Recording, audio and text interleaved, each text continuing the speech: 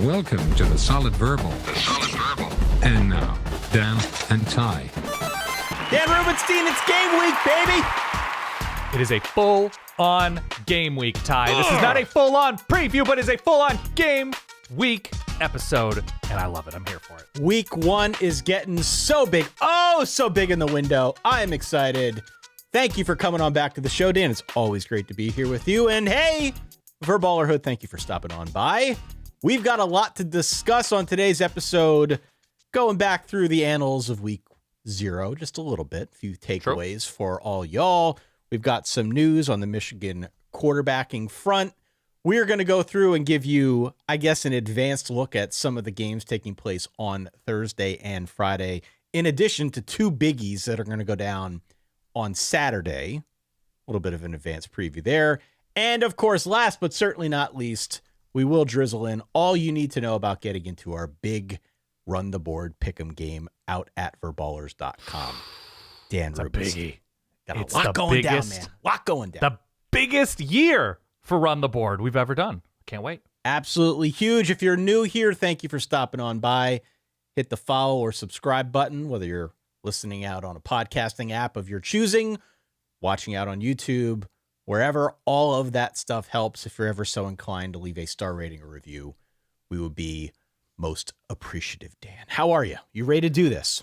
I'm so ready. I see in you the excitement and energy. It's not only palpable, but it's visually arresting, so much so that you appear to be a little bit, you knocked the focus out of your camera. Did I? You have exuded so much energy. There he Better is. now? Okay. Oh, people watching on youtube.com/solidverbal can see it crystal clear. You look great, Ty. Thank you very much. Well, it is great to be back with you. And yes, before anyone wonders any further, I did respond to the lawyer managing the estate of the late, great Richard Verbal. I will read that message a little bit later, I promise. This could change everything, Ty.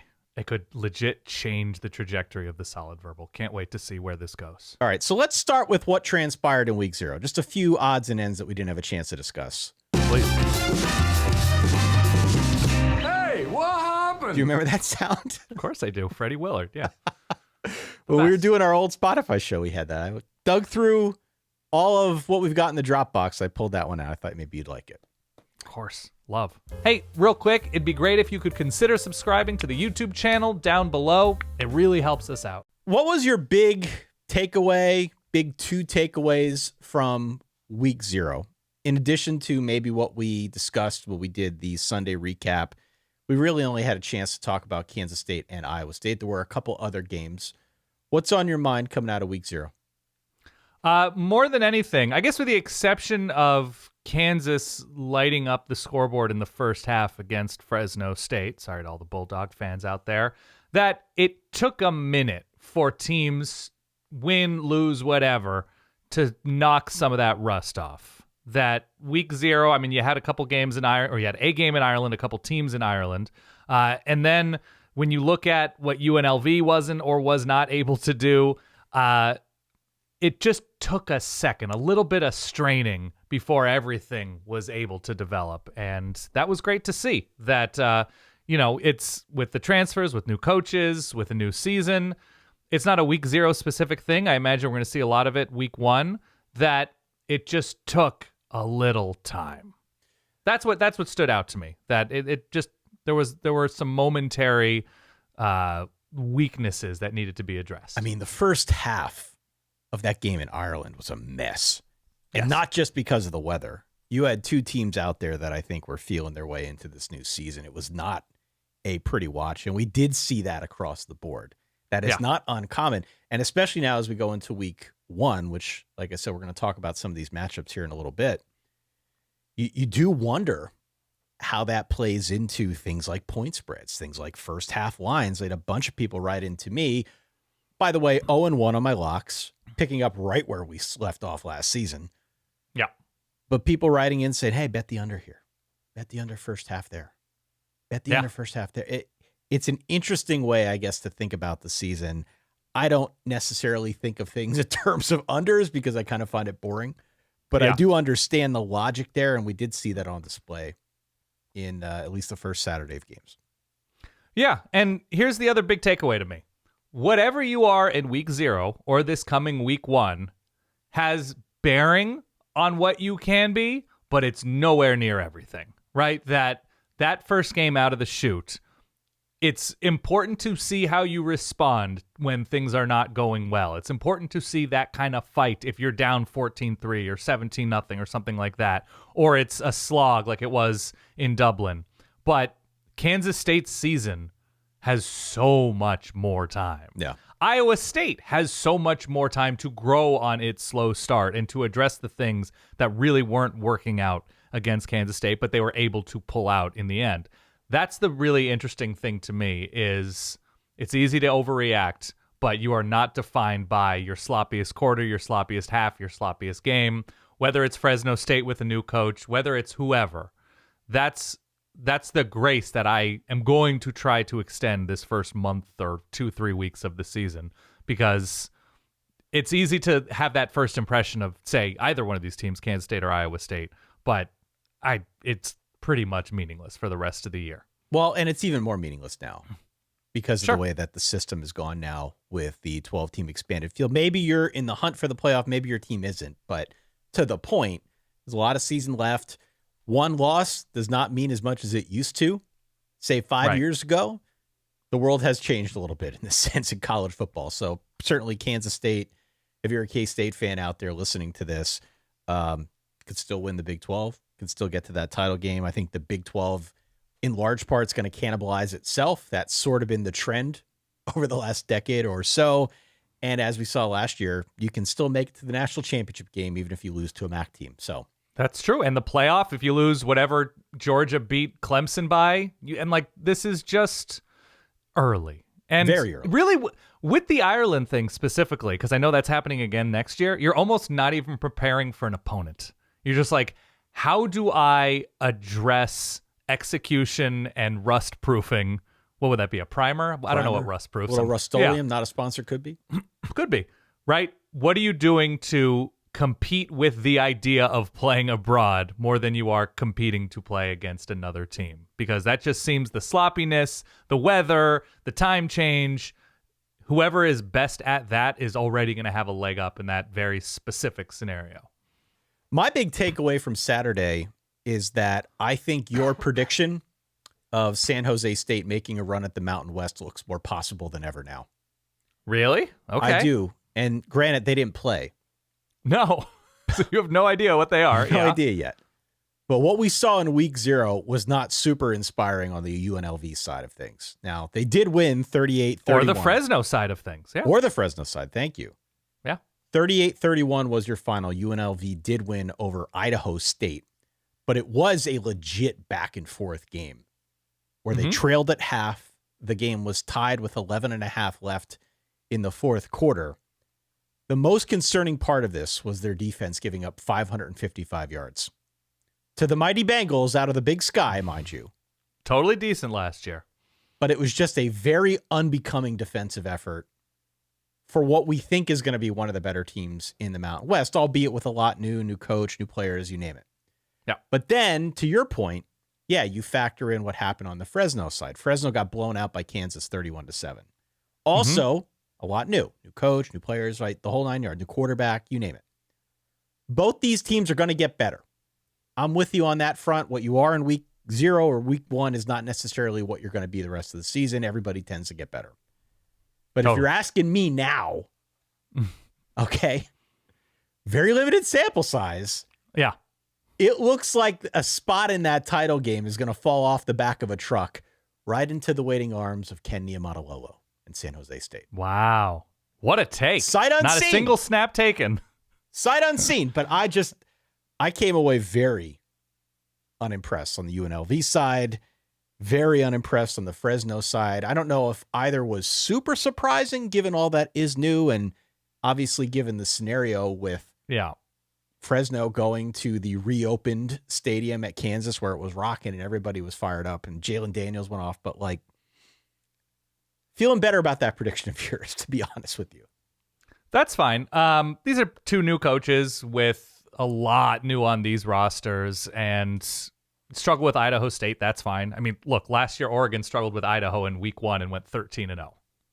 You know, it's possible to get better and to figure out line play deficiencies and who's in the two deep, who's not in the two deep. You have the ability to self-diagnose after these games, and we can diagnose this about UNLV. 1, they're 1-0. That's great. It's better than being 0-1. 2, they might have or probably have the best running back in the Mountain West still, and he proved it against Idaho State. There are positives to take away about UNLV, perhaps less so in this moment about Fresno State, but I think the positive is Kansas took care of business like a team that has hopes of competing for the Big 12 should have done, and that's a great thing. We did have some news on the quarterbacking front, Dan.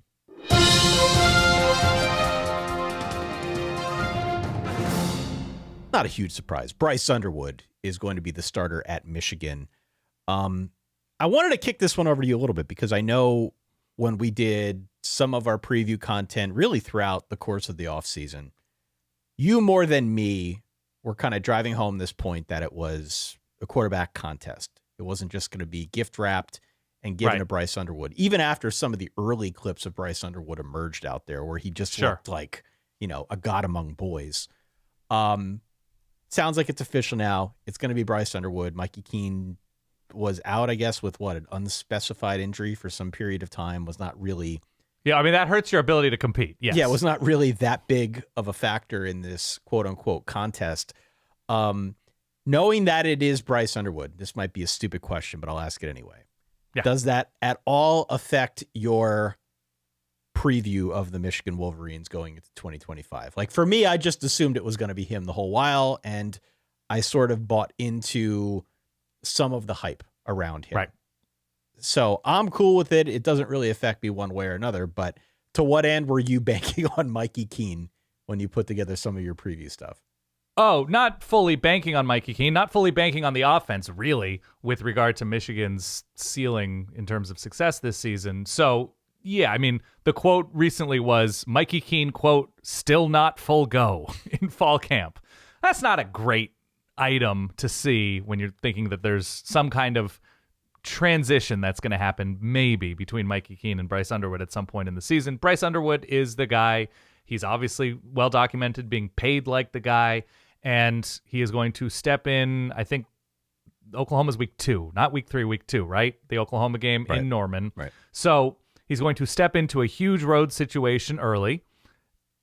Hopefully that is a positive thing for his development, that, he sees what a really dangerous place looks like on the road against what we think is going to be an excellent Oklahoma defense, and win or lose is able to file away that experience for successes down the road. And I just would temper all expectations. Quarterbacks who come in and the note is they're extremely polished and ready to roll. Quarterbacks who come in that they are physically gifted but need time. Take your pick of the blue chip quarterbacks who come in and either start or play as a true freshman. They go through some stuff. Yeah. There's a reason why this happens very rarely. And even Trevor Lawrence didn't start the season as one of the best true freshmen ever. Jameis Winston sat out a year and took a red shirt. Like, all of these guys who are ready to roll very early on in their career take lumps if they play as a true freshman. Sam Howell took lumps as a true freshman. Dylan Raiola. Dylan Raiola was very good. Dylan Raiola last year. He was excellent as compared to what they previously had. But yeah, he had some moments for sure. Like, there is just going to be that game against whoever in a win or a loss that Bryce Underwood goes 11 of 27 for 94 yards and 3 interceptions. And you got to be able to take the ups and downs of that experience, because what we assume the ceiling is of Bryce Underwood at Michigan is extraordinary. If he's allowed time to make mistakes, if Sharon Moore and this offensive staff can find some receivers, can keep finding tight ends, can keep developing offensive linemen, can figure out an offense to surround Bryce Underwood with, that's incomplete right now. There is not an obvious roster of receivers that are like, go make Bryce Underwood look good. That's not existing in Ann Arbor in this moment. I hope it exists next year. I hope it develops by the end of this year, but he is not plug and play with an offense ready to roll through the Big Ten. His defense will give him an opportunity to win games, and that's great. They can win a bunch of games 17-13.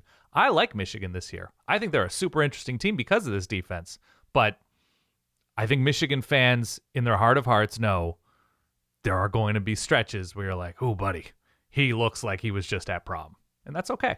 And you know what? He's still better than what they had last year. I would rather likely still better. I would rather take my lumps with the true freshman who's got a ton of upside and maybe a higher ceiling than any recent quarterback to come through Michigan. Yeah. Than go back to where they were last year with Alex Orji and Davis Warren, and they're just playing this quarterback roulette. That was no fun. And it was telegraphed, the offense. So this year, at least, throw him in there. Let him take his lumps. There will definitely be those moments where we see the warts, but that's okay. That's okay. And to your point, the defense gives him a shot. So I'm excited about this, honestly. I mean, I expected it. I think most people expected this, but I'm excited. And by the way, the only bar to clear from last year's quarterback play is beating Ohio State and Alabama to finish out the year, right? That's what it is. He's better than last year's. No, obviously, that's an insane thing to say. But yeah, that's in a down year, Michigan was able to accomplish that. Beat USC. All sorts of great things. So it'll be fun to watch. It'll be fun to see what he is and isn't told to do, allowed to do, and what the offense looks like built around a true freshman at quarterback. You want to play a game? I would love to. Oh my God! Oh my God! Oh my God! Okay, it's happening. Use the surge of fear and adrenaline to sharpen your decision making. Sharpen that decision making, Dan, because we've got Thursday games, we've got Friday games that we need to talk about on this here Tuesday episode. I'm ready. Here is the game. I've got a whole handful on this list here. I know you've got the scoreboard in front of you as well. We know which games are going to be played on Thursday and Friday. I want to go through. I want to rank in order of most interesting to least interesting 5 games. Okay. 5 games. Okay, we can pick any 5 that we want, but I want to rank for the people out there who are at home wondering, like, what is my plan going to be? I got to go into the office. I got to plan out meals. I have to figure out what the backside of this week looks like because, again, we've got games on Thursday, Friday, Saturday, Sunday, Monday. 5 straight days of college football games. Yes. Make your plan now for Thursday and Friday so that you're not caught off guard, and this is part of that planning process. I want to rank with you 5 most interesting games on Thursday and Friday. Are you ready? Yeah. I'm also going to rank the how intense my wife says something like, wait, there are games today? Both Sunday and Monday. I think Sunday morning is going to be the number 1 most intense. I think Sunday afternoon is going to be a reminder, but some intensity. Monday morning is going to be the fury of molten lava when she finds out there are. I've told her this since June, but, here we are. Here we are. By the way, on Thursday, there is a Boise State USF game that starts at 5:30 p.m. Eastern time. Which is a little bit earlier than I think some might be used to, especially if you're watching out in the West Coast. Again, make your plan now. That's right. Get the plan ready. Listen, the most interesting game in that Thursday-Friday slate is the Auburn-Baylor game on Friday night at 8 p.m. Okay. For my money, Baylor is a home dog. They're a 2.5-point home dog, Auburn on the road. This is the biggest week 1 game that nobody outside of the Auburn or Baylor circles are even talking about right now. And it is maddening to me. I have read so many previews of week 1. This game, for whatever reason, just sort of flying under the radar. Both coaches recently been hot seat adjacent, yes? Yes. Maybe cooled a little bit last year, at the end of last year for Dave Aranda with the way that they finished out. Definitely still warm, but maybe cooled a little bit on the Hugh Freeze side, given what they did in the transfer portal. A lot of reason to be excited about what Auburn did in the transfer portal. Baylor, for their part, a trendy pick, I think, in the Big 12. Auburn's schedule is front-loaded for sure in the first half. A little bit of runway after week 1, but it definitely gets tough in a hurry the last 2 weeks of September. So we come into this game now where it almost feels like both teams got to have it. Both teams got to have it. And they're 2 good teams that have a lot of fun elements to them.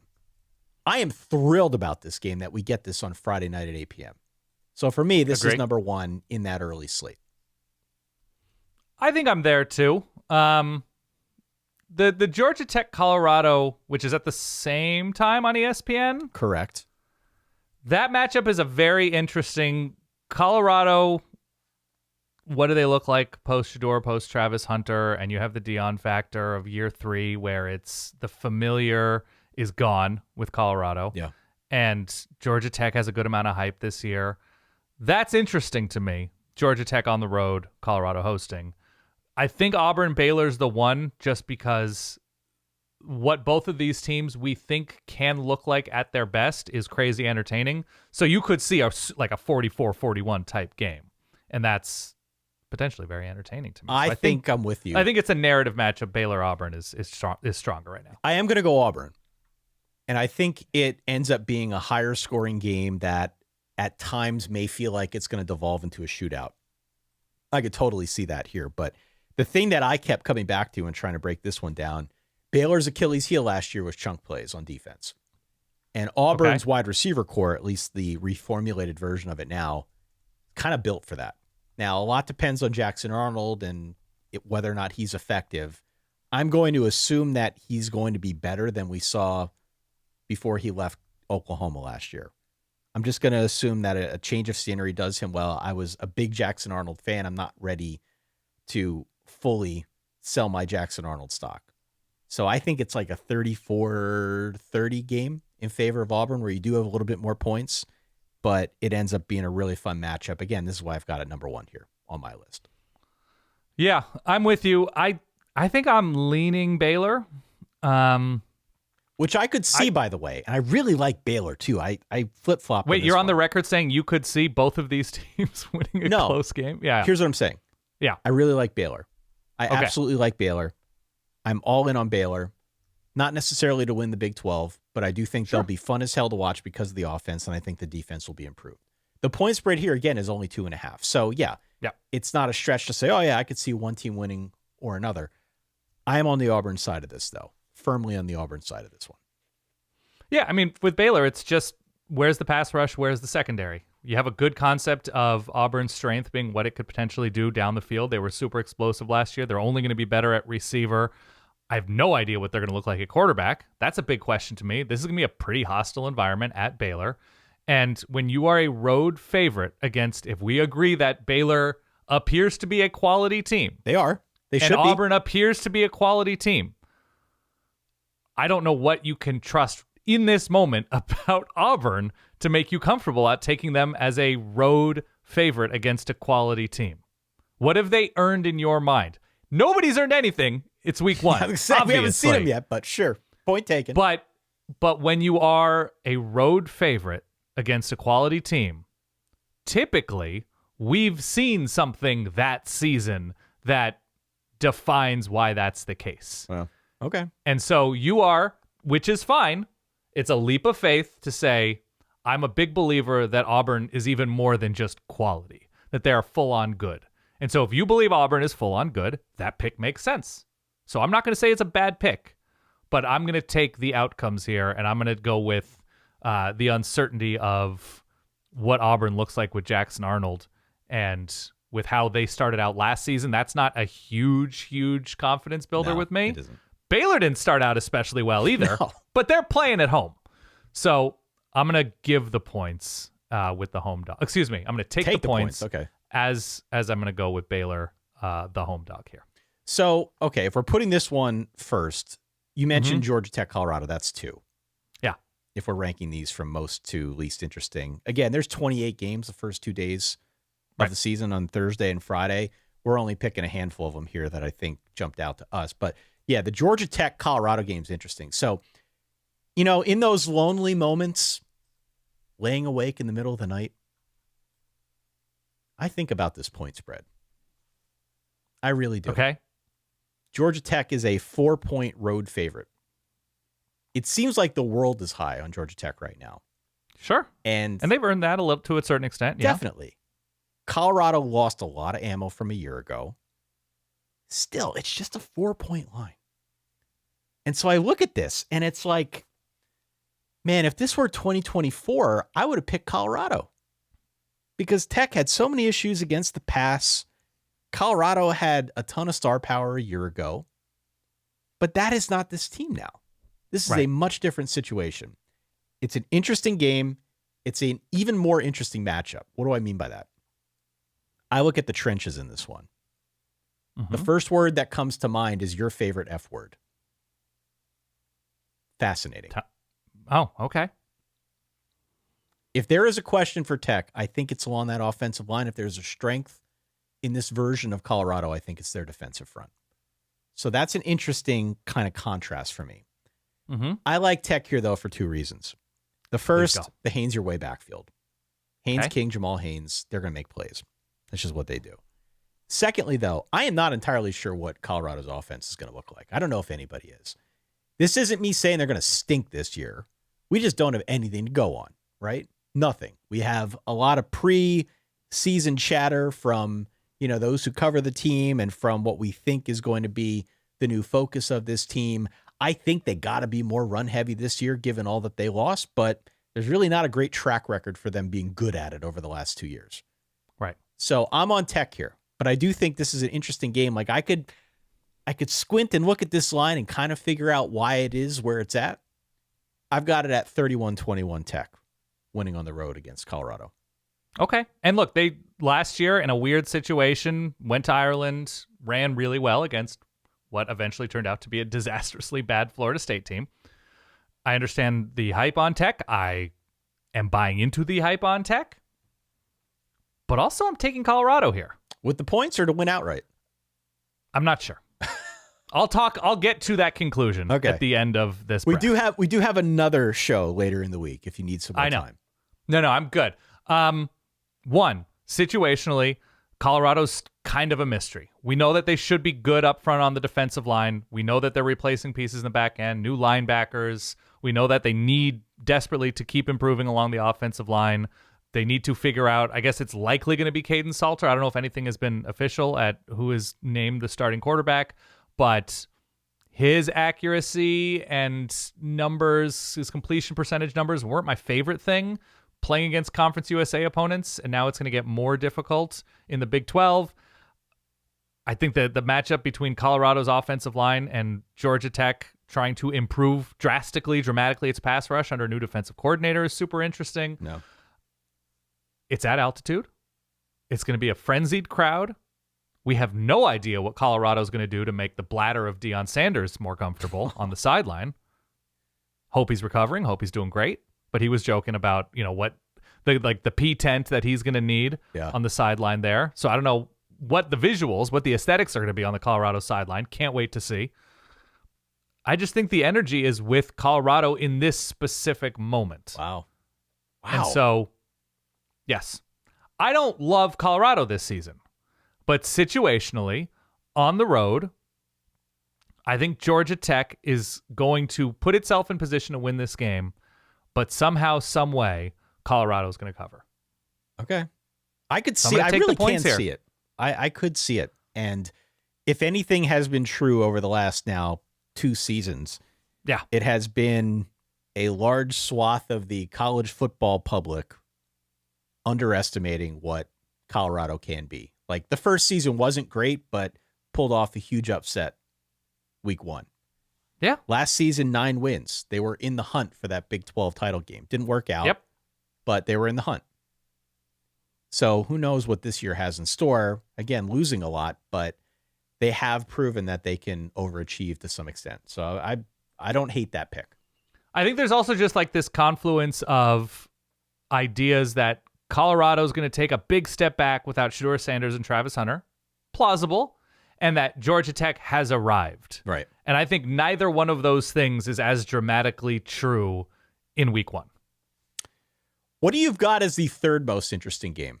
We've got a bunch of options here. There's Nebraska-Cincinnati, which I think is interesting. Boise-USF, which Boise-USF is my answer. Okay, not to give the game away here. But we've got other ones, like, where are you at? Oh, I'm ECU, NC State, number 3. Yeah? Yeah, you think there's going to be some more fights? Okay, so nobody started their season in a more worrisome way, perhaps, in the ACC last year with an uneven performance against, I believe, Western Carolina, NC State, and then giving up 120 points to Clemson and Tennessee, I believe. Things went disastrously wrong for NC State. And now they're opening up the season against a team they may very well brawl with once again. They finished the season against ECU last year, begin the season this year, so there's brawl potential. For some reason, NC State is a 12-point favorite.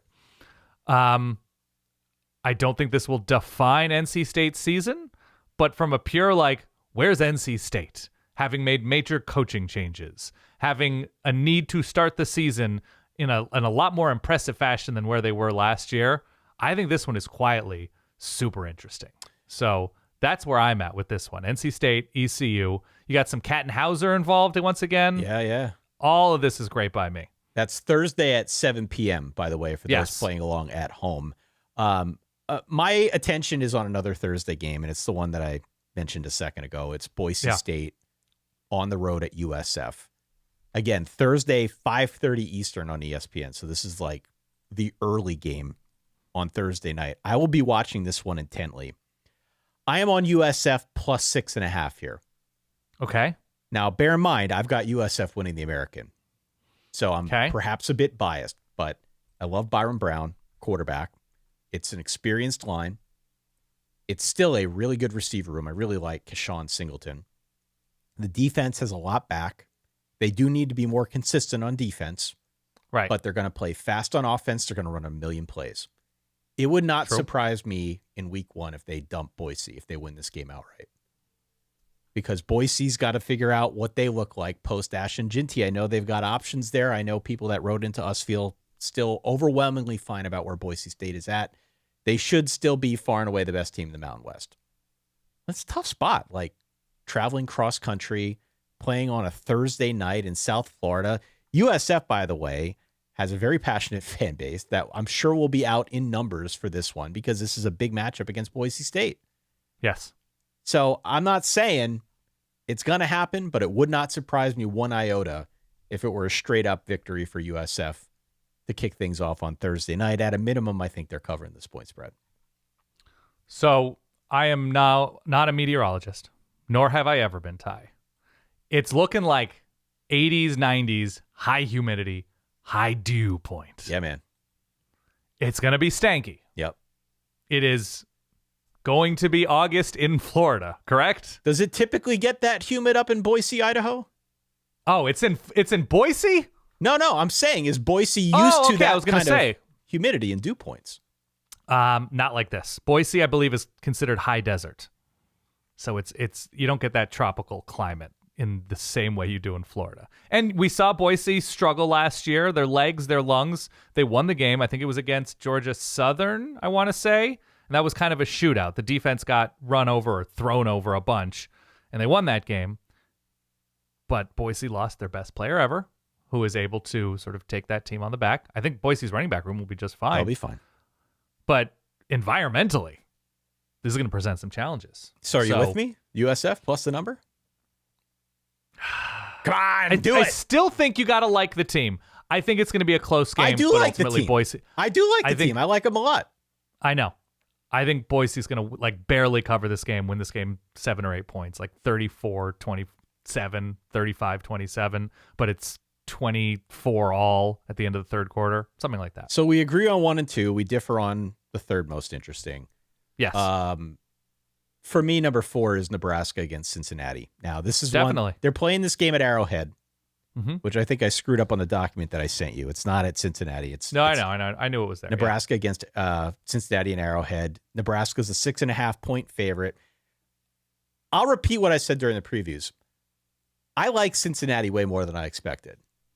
And I stand by it. I think this is a 6 to 8 win team, which would be definitely an improvement. Scott Satterfield needs that more than most. Okay. They've got to figure out a pass rush, though. They've got to figure out who their targets are out wide for Brendan Sorsby. And they've absolutely got to figure out how the hell to win some of these close games. Because that was such a problem for this team. And I even called it out in our preview episodes that we did. Is this a culture thing? Is it a strength and conditioning thing? Is it a coaching thing? Like, what is it? And by the way, they're not the only team in this category, but no. Like, what is it? What is it that's going to get them over this hump? Because the close game thing has been a problem. By the way, Nebraska, no stranger to this over their recent past, mind you. But I just think Nebraska's in a much better place right now. I'm just interested to see what they look like coming out of the gate here because there are a lot of folks that are really high on Nebraska. I've got them at 9-3. I'm not nearly as high as some others out there who really dig what Nebraska looks like this season. Year 3 under Matt Rule. We're probably at this point now where the offensive line is no longer a liability, which is a good thing. I want to see, though, how they use Dane Key and Isaiah Hunter, their 2 transfer wide receivers. Sure. Other than the offensive line, that to me is the story, because this team did not go downfield enough last year. Like 112th, something of that nature in air yards per target. They were not stretching the field. I want to see them get more vertical in the passing game. I think this should give them an opportunity to do so, because I don't suspect Cincinnati, even if they've got an improved pass rush, I still don't think it's going to be much of one. So Dylan Raiola should have an opportunity to work the ball down the field.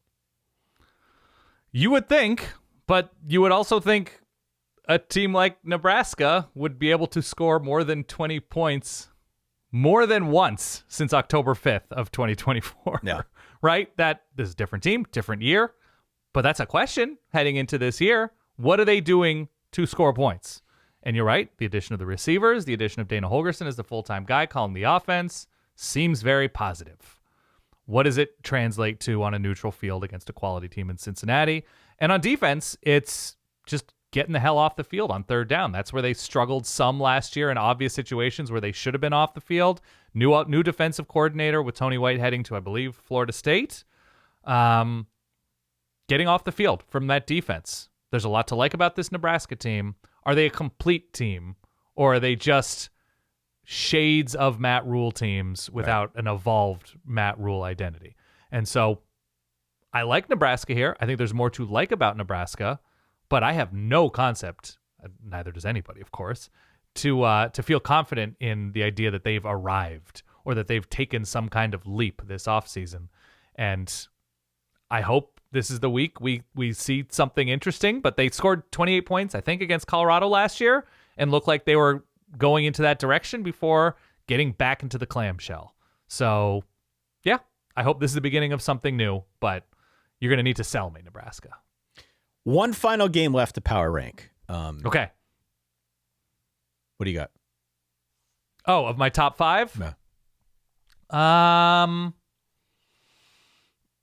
App State Charlotte's interesting because of the new coaches. I thought about Tim that Albin one. taking over. I have a better one, but I thought about that one. You like Minnesota Buffalo? Probably not as much as you. I know you're high on the Bulls. Not in this game, but overall, yes. That's a big number, by the way, for Minnesota's offense. 18 points, yeah. Minnesota's offense to be favored by that many points with not scoring a bunch these past couple openers. That was against like North Carolina. It was against, I think, Nebraska 2 years ago. So it's different story. But they haven't come out, guns blazing. No, so not at all. Not at all. I looked at that game. I was interested in that game. Yeah. The one that really gets the blood pumping. Friday night, 9:30, CBS Sports Network. Not sure if I'm going to be able to stay awake for this. It's okay. We need to get our beauty sleep in preparation for Saturday. UNLV at Sam Houston. So this is actually an interesting game because we did see both these teams in week 0. That's true. Short week road for UNLV. Mm-hmm. Yeah. UNLV is a 13-point road favorite against Sam Houston. How do we feel about that, given the version of UNLV that we saw in week 0? I feel a lot better about UNLV having that week. Now, Sam Houston played as well, right? Sam Houston played and lost to Western Kentucky, right. 41-24. Mm-hmm. So I thought offensively they looked better than I expected. Okay. Given the fact that they're changing a whole bunch around, I got exactly what I expected on the defensive side as well, giving up 41 points. Western actually looked pretty good. Of course. Western is good. So I just look at this game. I think it's going to be a shootout. I don't think either team plays defense this year. And I'm trying not to overreact to week 1 or week 0, with UNLV barely getting by Idaho State. But tell me one good reason why I shouldn't jump on Sam Houston plus the number. Plus 13. That's way too much. We say this every year, but I think both believe, at least I believe, that some of the biggest differences you'll see in a team are between their first and second game. And so if we agree that Dan Mullen is a good coach, if we agree that UNLV should be able to run the ball a lot this year, then UNLV has the ability to look at the tape and realize what was and wasn't working against Idaho State. I know it was Idaho State, and that's a disappointing start to that game. But that would be the reason. Okay. I don't think that number... I think that number is based on both last week and broader preseason and 2024 thoughts about UNLV as a program, as a brand, and I don't know if that's applicable. So I'm with you in taking Sam Houston. The number hasn't moved. The number's too big. I was curious to see if the number was going to move at all after what we saw at UNLV, because I had this doc made weeks in advance. Right. Still holding steady at 13. Obviously, that could change. We're recording this on a Monday afternoon, but yeah. Time of recording, the game's Friday night. It's plus 13 Sam Houston. I'm all over that number. Okay. Write in solidverbal@gmail.com. Let us know what your thoughts are on the Thursday-Friday slate. Are there any games here that we left off? Maybe you're into Delaware State-Delaware, the Route 1 rivalry. I don't know. Yeah. Let us know what your picks are for Thursday and Friday, but I think you've got a sense for where we're at. Yes. Before we go any further, Dan, we've got a lot going on in the Verballerhood, okay? We've got Verballers.com running at full speed now. Notably, Run the Board is now active. So Run the Board is our year-long and also weekly pick'em game. We pick a bunch of games out. You pick the winner against the point spread. This week in week 1, the winner gets a $500 Visa gift card. Here are the games that we're including on the slate. You got Texas, Ohio State, Alabama, Florida State, LSU-Clemson, Toledo, Kentucky. Whoa, okay. Maybe that possibly spicy. That spicy MAC game that we always see in week 1 somewhere along the line. Zach Calzada is officially the starter at Kentucky. The Armada sails again, absolutely. Mississippi State, Southern Miss, that could be dicey. A little tricky. Utah versus UCLA, Syracuse, Tennessee, Virginia Tech, South Carolina, Notre Dame, Miami, and TCU, North Carolina. So it spans all of Saturday games, Sunday games, and the Monday game. Okay. Go on out to verballers.com and sign up for any paid tier, certified or premium, to get access to our game. You will also get other perks, ad-free episodes. No more ads. Sign up. Bonus episodes. If you sign up, you get full access to the Discord server where you can talk 24/7 with the Verballerhood. You can also vote in the weekly Verballer Top 12 poll, which goes live very early in the morning every Sunday. We'll talk about it on this episode moving forward. But if you want to vote in the poll, if you want to be part of the community, if you just want to support what Dan and I do, get in on the action. Go out and out to verballers.com. Sign up, play in the game, be part of the community. There it is. That's my pitch. That's a good pitch. It's very, very helpful. It's the best. I love just chatting with everybody behind the scenes. I love playing the game. The game is so damn fun. Unless you're scared to compete. Unless you're scared to compete, actually. Yeah. I understand that from people. I understand when you're like, I don't have faith in my picking ability against these two dweebs hosting the show. They're just going to own me because they're so brilliant. But if you're a person who likes to compete, this is the move. This is just verballers.com is absolutely the move. Support the show and beat us into the ground. I mean, it's win-win. And win a $500 gift card. And if you finish in the top 5 at the end of the season, yes, you get a spot on our board of trustees, which if you do feel like Dan's a dweeb, I'm not, but if you feel strongly Ty's a cool jock. Yeah, I'm wearing a hat. Look at me, I'm cool. If you feel that way, if you feel strongly and you win a seat on the board, yeah, it is your prerogative to not give the vote of confidence. Totally.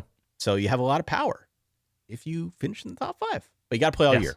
Can't, if you fall behind a week, it's going to be no bueno. Correct. Verballers.com is where you can go to find out more, okay? VERBALLERS.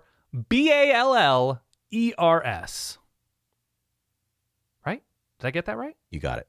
Yes. Let's close this one out by talking about some of the biggies this weekend, shall we? Let's. Dan, Ty, help. I need picks of the week.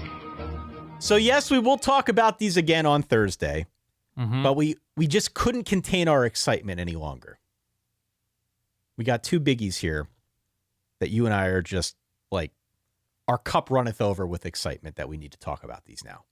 Yeah. So here's a bit of an early look at what the weekend has in store, particularly Saturday. We've got 2 games here. The first might be the biggest of the weekend. Okay. High noon on Fox, Texas, a 1.5 point dog on the road against Ohio State. You might be surprised to hear that Ohio State's playing a big home game at noon Eastern time.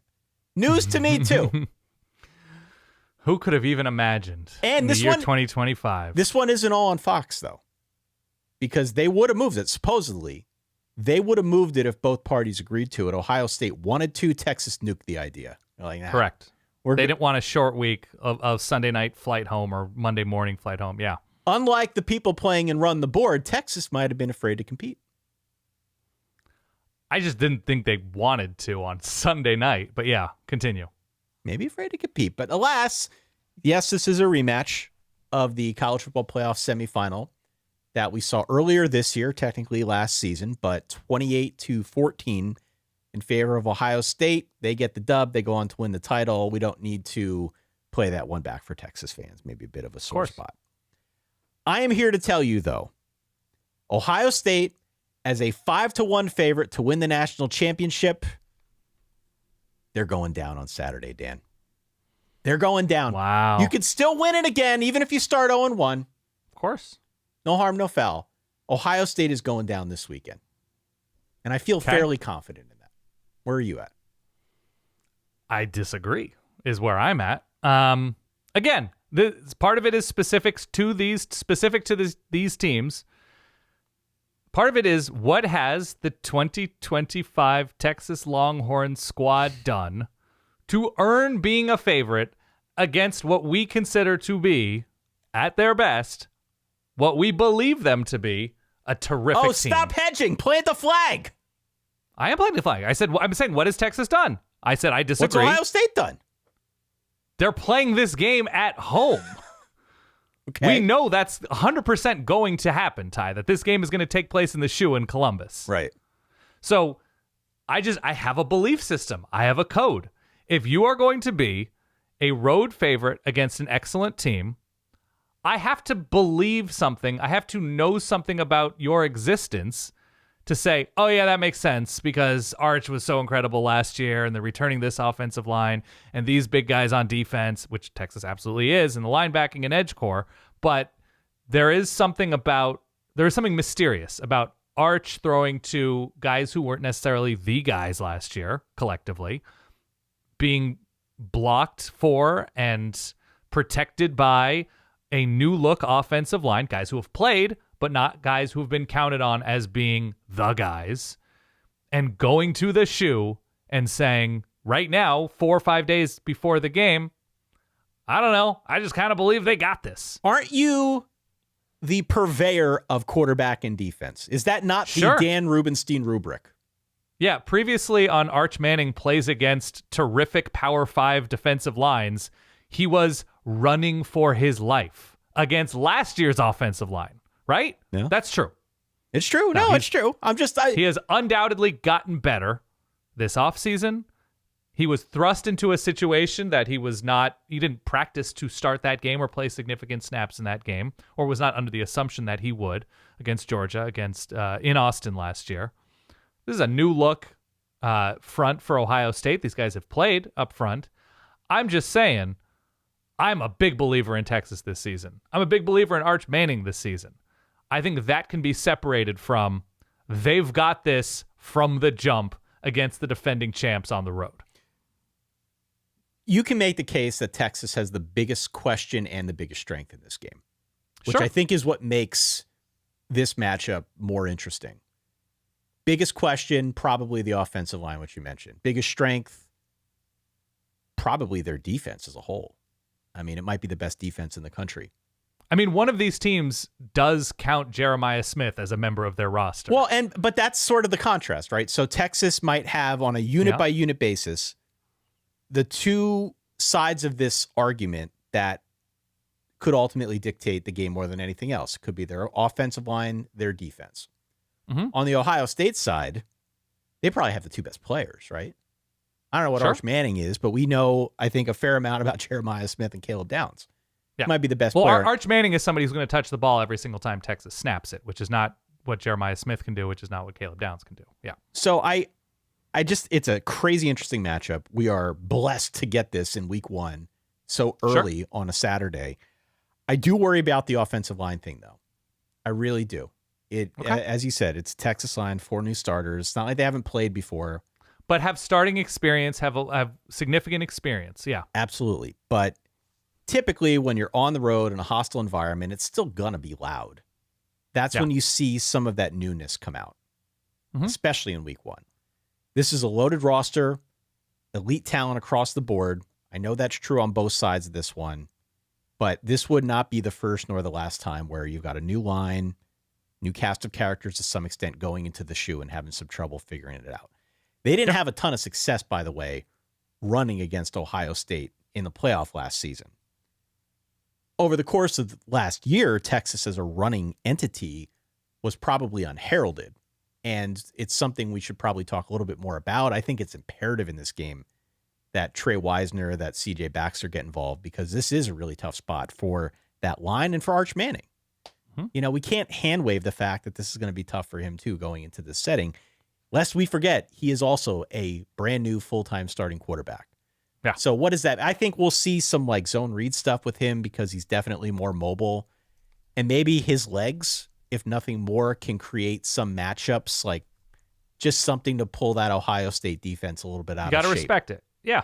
I think we'll see a bunch of the orbit motion stuff that Sark likes to run, again, to try and get this defense out of shape, maybe create some matchups one way or another. But for sure, I think that's a valid concern. What about on the Ohio State side? I'm curious. Oh, yeah, I'm curious what your thoughts are on Ohio State just with their new qualities on offense. Like, I happen to really like Julian Saiyan. Where's my sound?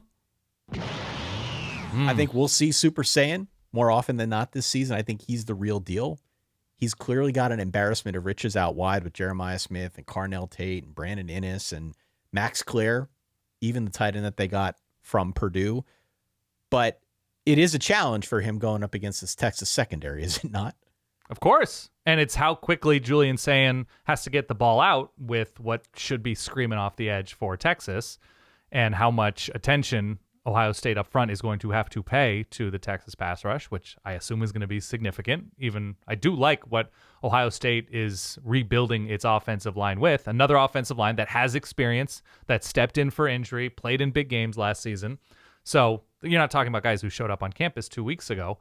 The big thing with me, with Ohio State for me, is it's kind of a Duolingo thing. It's what kind of fluency do they have with two, not new coordinators, but a change at offensive coordinator, because I think it's fair to assume Chip Kelly had a bunch of pretty large fingerprints on this offense. And for better or worse, Jim Knowles had fingerprints on this defense. Obviously, it changed throughout the season and improved throughout the season. So you're talking about an outsider coming in to take over the defense.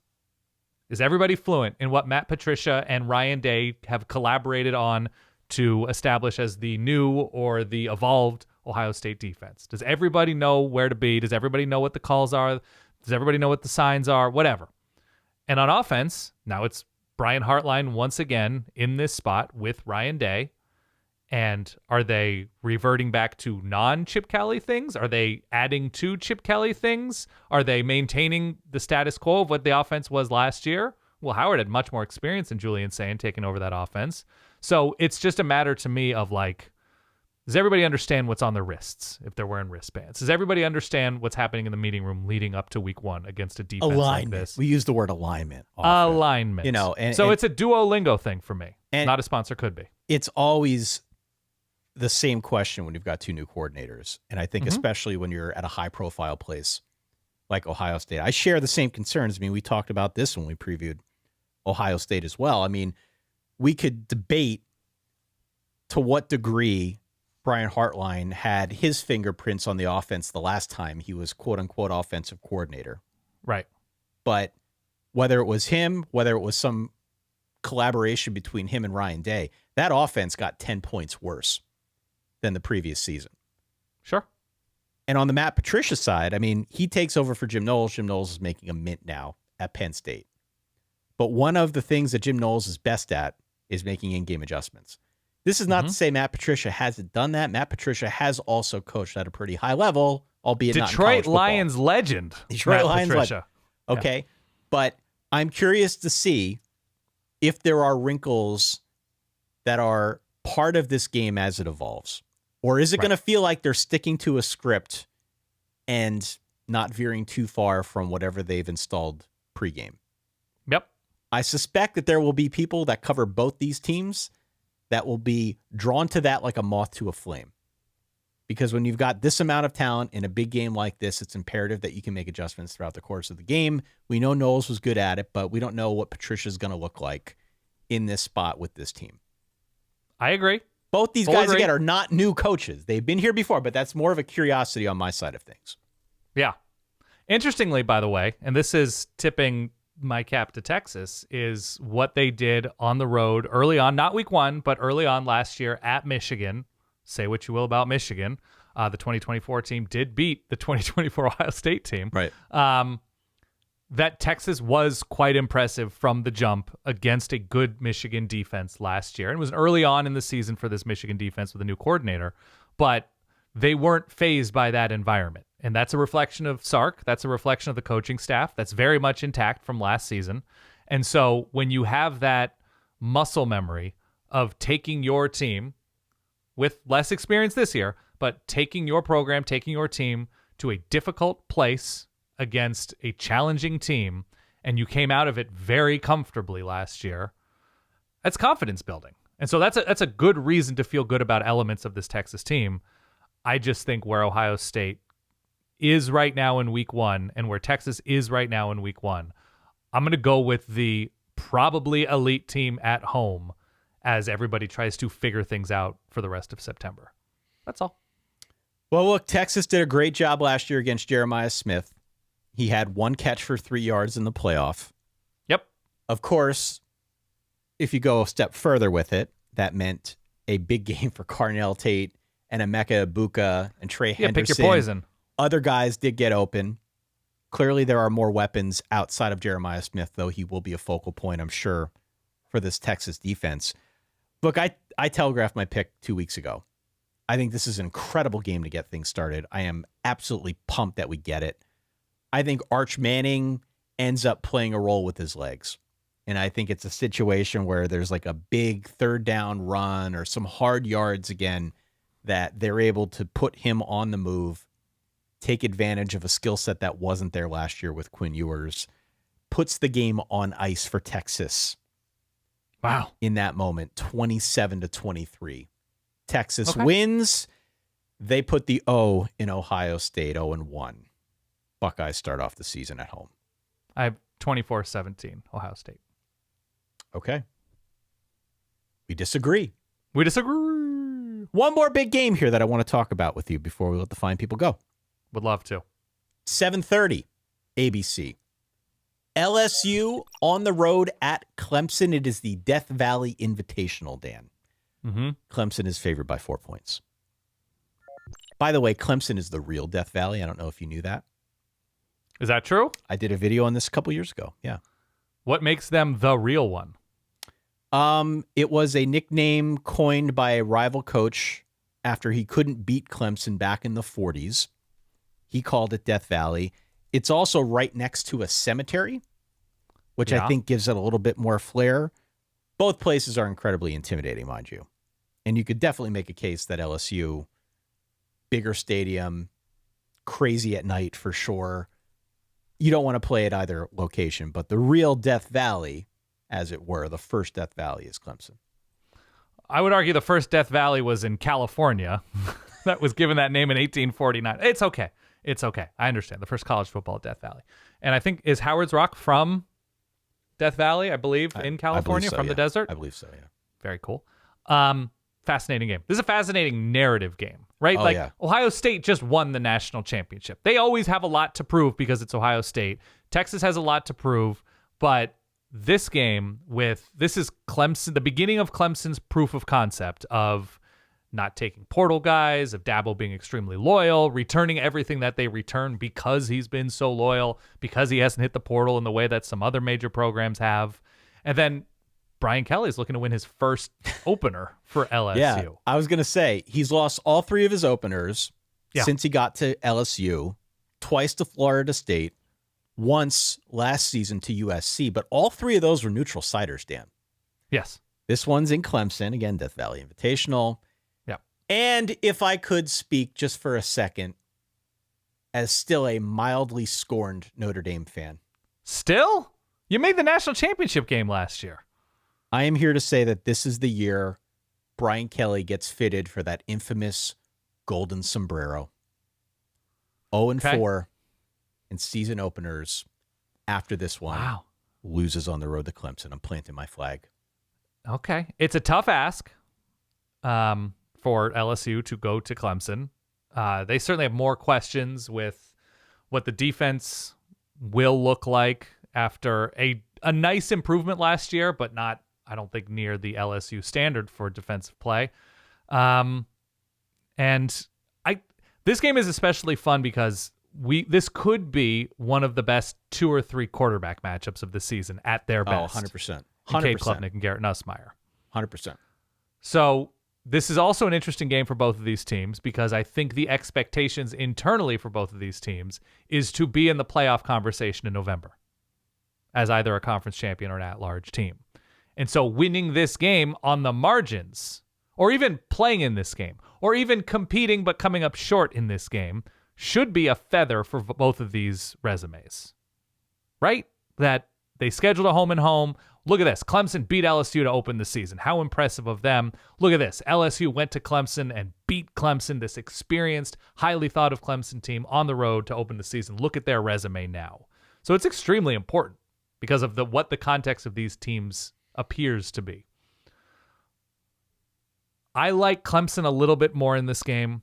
Again, this whole time I've talked about home teams gaining my edge to open up the season. I like Clemson more here just because despite the way they opened the season last year against Georgia, that game was not at home. No. I think Clemson will do a better job this year of stretching the field. Still have some open questions about what LSU's secondary looks like this season, whereas the experience at receiver for Clemson, even though they weren't crazy explosive downfield all the time last year, I think that ceiling with improvement should be super dangerous for Clemson. They're young at running back. The offensive line should be a continued evolution of success. I don't know what that phrase means. I'm going with Clemson to be more consistent at home. LSU to show crazy high potential for the season, but can't put it together for 4 quarters against Clemson on the road. So I have Clemson here. I don't know. Similar score, probably 27-23, something like that. Look, I voted Clemson number 1 on my Verballer top 12. Yeah. Sorry, I just sat on the fence there and had a push, right? It's a 4-point spread. No, well, but I think you're on to something. 28-23, Clemson covers. I think you're on to something there. I've been saying for months that they're going to win this game at home. Yep. And about a week and a half ago, what did I say in our prediction special? 12-0, they're going to win the conference. They're going to go to the national championship game against Penn State. They lead the nation in returning production. Like, most importantly, look at what Cade Klubnik did down the stretch last season. I think took a really important step forward.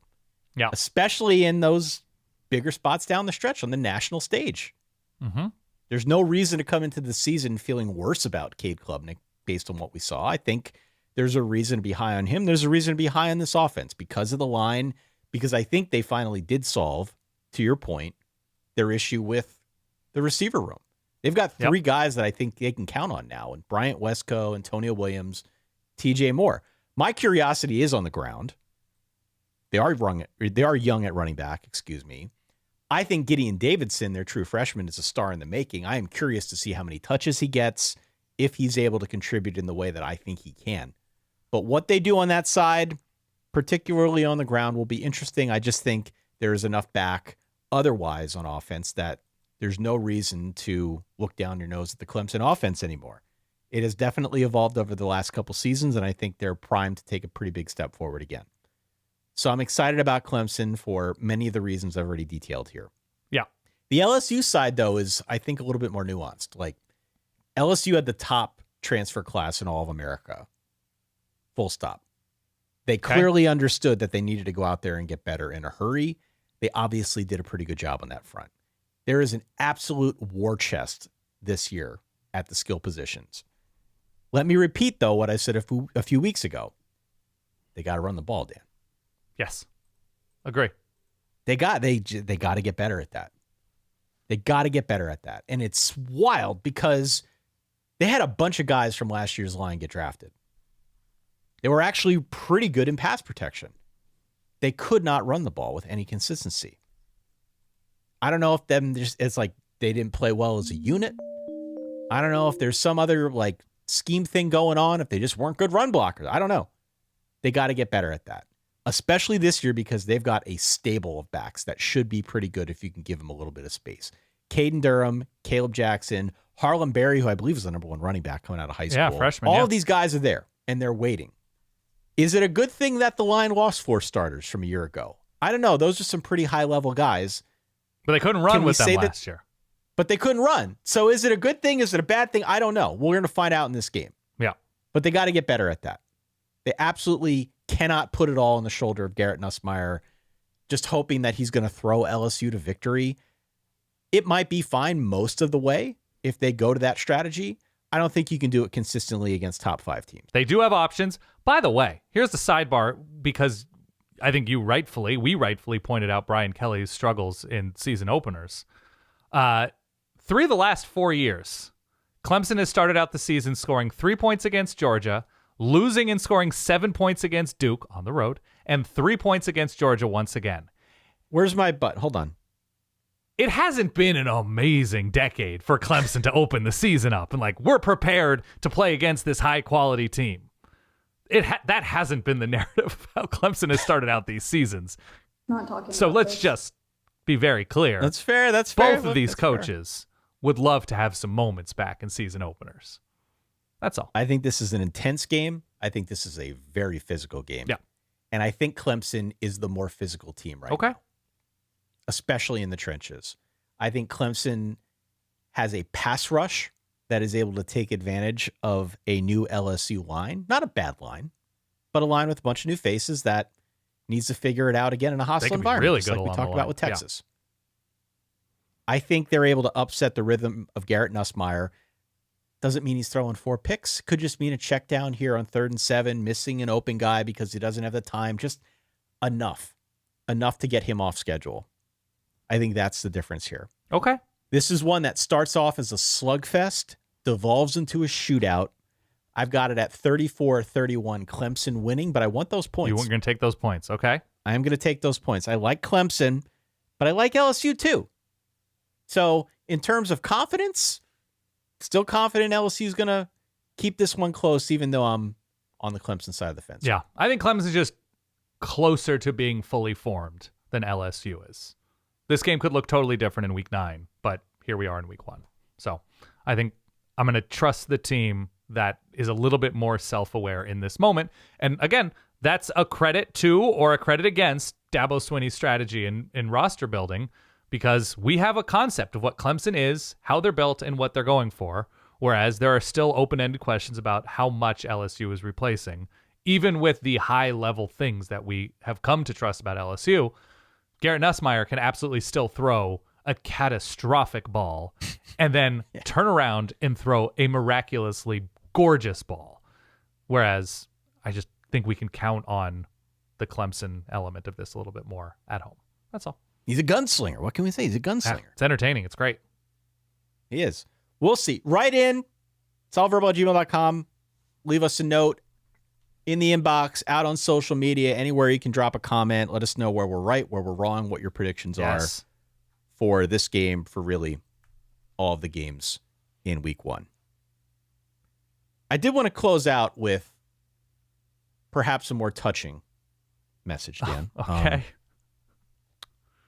For those of you that listened to the last show, you know we were notified that the late, great Richard Verbal had passed on into the great college football unknown, beyond, what have you. Godfather of the show, yeah. Godfather of the show. We had questions, many questions about what this particular message meant when they emailed us to say that we were the sole inheritor of Richard Verbal's estate. Yes. I penned this early on Sunday morning. You said, "Oh, Ty, why?" But I just needed to get out all of my emotions. Okay. So for those who have wanted an update, Oh, our sweet Richard. Yes. What bittersweet news this is. Thank you for reaching out about his estate. I'm honored to be considered the rightful inheritor, though I admit the news has left me a bit shaken. It goes without saying that Richard had a lasting influence on my life as he did for all of those in his orbit. Can you share more details about Richard's last days? Though we had fallen out of touch recently, his spirit remained very much alive in my heart. Was he able to make peace with Barry Solid before his passing? Their rift over the role of East Coast bias in Toby Gerhardt's legacy was a popular, albeit unfortunate, talking point at family gatherings. Can you also share a bit more detail about the estate itself? That's great. How much do I stand to inherit? Has the rest of the family been contacted yet? I imagine his beloved cousin Loquacious would want to know. They were very close. Looking forward to your guidance and next step during these difficult times. Sincerely, and I had to sign this solid verbal as if I were a person, since that's Of course. Do you think this estate will be the size of, what I'm looking for is, can we buy a Terry Pagula super yacht? Did you see that? The owner of the Bills? I saw it. It's good. It's great. $90 million Penn yacht Stater. or something like that. That's all I'm looking Stater. for. I'm Great- looking for the SS great Verbal. use of money. That's the boat goal Great here. use of money. I have not received a response yet from Frank, the purported attorney here. To be but continued. I will keep the Verballer hood plugged in case there is any news on this. Can't front. wait. I promise. That does it for the Tuesday episode. Again, hit follow, hit subscribe if you made it this far. Of course, verballers.com is where you can go if you want to get access to all of those perks. We will, perhaps annoyingly so, remind you more about that this week. But we want everybody to get in the game. We want everybody in the to tent. compete. Yeah. Everybody to compete. You can play for that gift card. You can play for a spot on the board. You can be part of the community as a whole. Goes a long way towards helping us out. So at a minimum, hope maybe you'll give it some consideration at verballers.com. Would love to hang out. That is all I have for now. On the next episode, we're going to go into much more detail about all of these games that are taking place on Saturday, on Sunday, and on Monday. We will talk a little bit more about the Texas, Ohio State, LSU-Clemson games, since those are some of the biggies, of course, but we wanted to get some of that out of the way in advance. We're also going to talk through what your quads should look like, how the slate lines up. We'll be making more picks. We'll be having more fun. Of course, a Patriot League lightning round, perhaps for the ages. So much happening. For that guy over there, my good friend Dan Rubenstein, for myself, Ty Hildebrand, thanks for tuning in. Talk to you all on Thursday. Game week's here. Stay solid. Peace.